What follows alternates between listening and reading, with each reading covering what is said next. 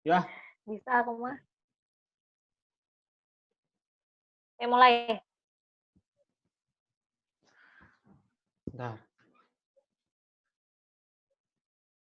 Sok atau buka? Siapa yang buka? Semua. Assalamualaikum. Aku buka ya. Oh iya, tuh sok.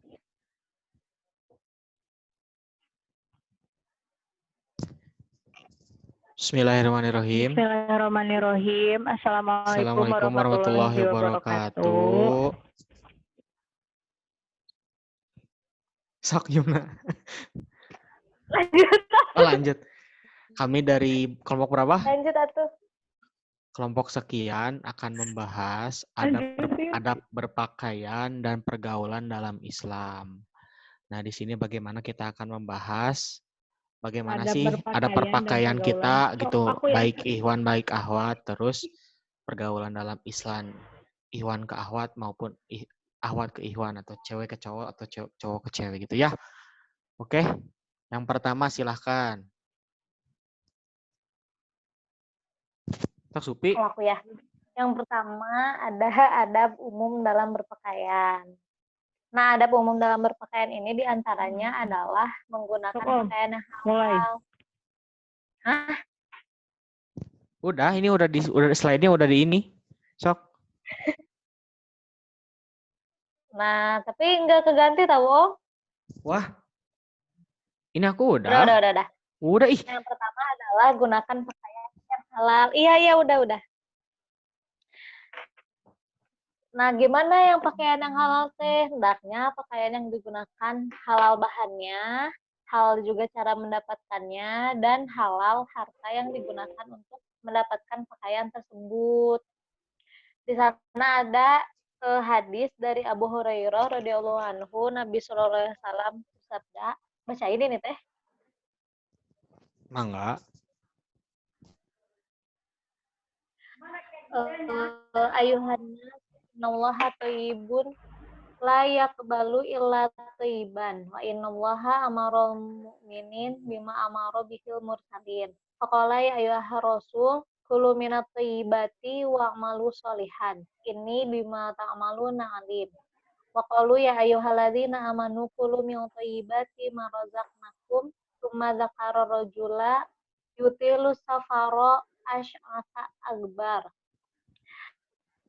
Yamuddu yadaihi ila samai ya Rabbi wa mat'amahu haramun wa masyrabahu haramun wa malbasuhu haramun wa gudziya bil harami fa anna yustajabu lidzalik.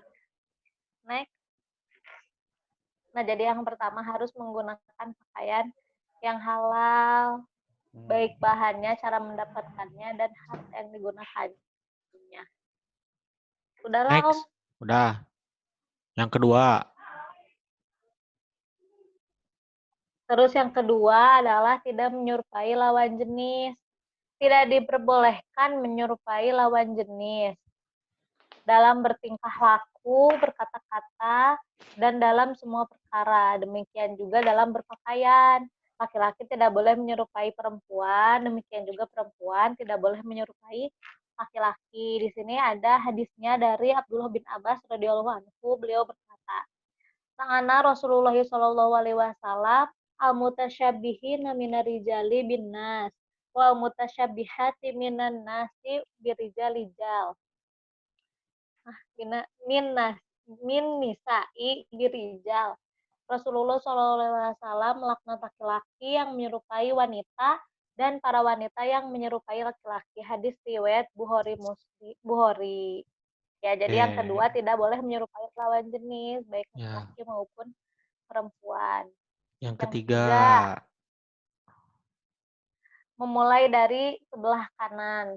Hendaknya mulai memakai pakaian dari sebelah kanan. Dari Aisyah radhiyallahu anha, ia berkata, Inna Nabiya sallallahu alaihi wasallam kana yujibuhu tayammunu fi tanaulihi wa tarojulihi wa tuhurihi fi syanihi kulihi.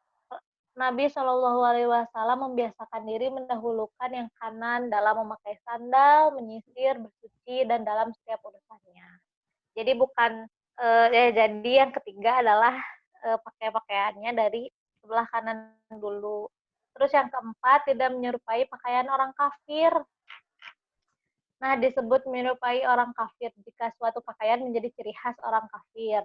Adapun pakaian yang sudah menjadi budaya keumuman orang, tidak menjadi ciri khas orang kafir, maka tidak disebut menyerupai orang kafir walaupun berasal dari orang kafir. Misalnya kita memakai pakaian yang warna apa sih? Merah gitu gening yang suka dipakai sama orang Buddha. Iya, iya. Itu teh Rasulullah juga udah ngelarang kalau misalkan kita pakai baju yang warnanya teh sama kayak gitu, warnanya teh apa ya, oranye bata merah gitulah pokoknya mah, kayak gitu. Tapi kalau misalkan itu udah sesuai dengan keumuman, nggak apa-apa. Kita mah baju koko Lanjut, aja ya. Lanjut. iya. Gamis. Robani aja kita mah. Yuk, lanjut. Yang kelima, bukan merupakan pakaian ketenaran. Hendaknya pakaian yang digunakan bukan digunakan pakaian yang termasuk libas syuhroh. Dari Abdullah bin Umar radhiyallahu anhu, Rasulullah SAW bersabda, "Man labisa sauba syuhrotin fid dunya, albasahu wa sauba mazalatin yaumal qiyamah." Siapa yang memakai pakaian syuhro di dunia, maka Allah akan memberinya pakaian hina pada hari akhirat. Hadis riwayat Abu Dawud dalam Sunan Al-Kubro dan dihasilkan Albani dalam Sahih Al-Jami. Jadi tidak memakai pakaian yang tenar. Lanjut. Terus yang selanjutnya adalah doa memakai pakaian. Doanya, Alhamdulillahiladzi kasani hadza sauba wa razaqanihi min ghairi haulin minni wala quwatin. Artinya segala puji bagi Allah yang telah memberikan pakaian ini kepadaku sebagai rezeki darinya tanpa daya dan kekuatan dariku. Ada berpakaian yang keenam ini, yaitu kalau kita pakai mau menggunakan pakaian itu baca doa dulu. Ya. Ya, Lanjut, Yumna. terima kasih. Yumna, halo. Halo. Ada. Ada. Yuk. Ada, lanjut. Lanjut. Lanjut ya ke adab-adab khusus bagi wanita. Yang pertama, ada menutup aurat bagi wanita. Ini ada di Quran Surat Al-Ahzab ayat 59 dan An-Nur ayat 31. Ulama Hambali dan Syafi'i berpendapat dari ayat tersebut bahwa aurat wanita adalah seluruh tubuh. Sedangkan ulama Maliki dan Hanafi berpendapat bahwa aurat wanita adalah seluruh tubuh kecuali wajah dan telapak tangan. Jadi seluruh aurat wanita itu seluruhnya kecuali muka dan telapak tangan. Jadi walaupun itu kaki ya, jadi itu juga termasuk ke aurat. Jadi sebisa mungkin kita harus menutup aurat kita dengan memakai kaos kaki. Kaos kaki ya. Jadi para ahwat sebaiknya pakai kaos kaki. Ketutupan ya. Lanjut. Terus lanjut yang kedua, tidak berfungsi sebagai perhiasan. Ada di Quran Surat An-Nur ayat 31. Busana wanita muslimah hendaknya tidak menjadi perhiasan yang memperindah wanita yang memakainya di depan para laki sehingga menimbulkan fitnah bagi mereka. Jadi biasa-biasa aja lah pakai bajunya gitu, jangan kayak gimana banget. Apalagi kalau misalkan depan cowok-cowok, laki-laki ya. Iya. Yang ketiga, tidak diberi pewangi atau parfum. Jadi buat wanita nih, kalau misalkan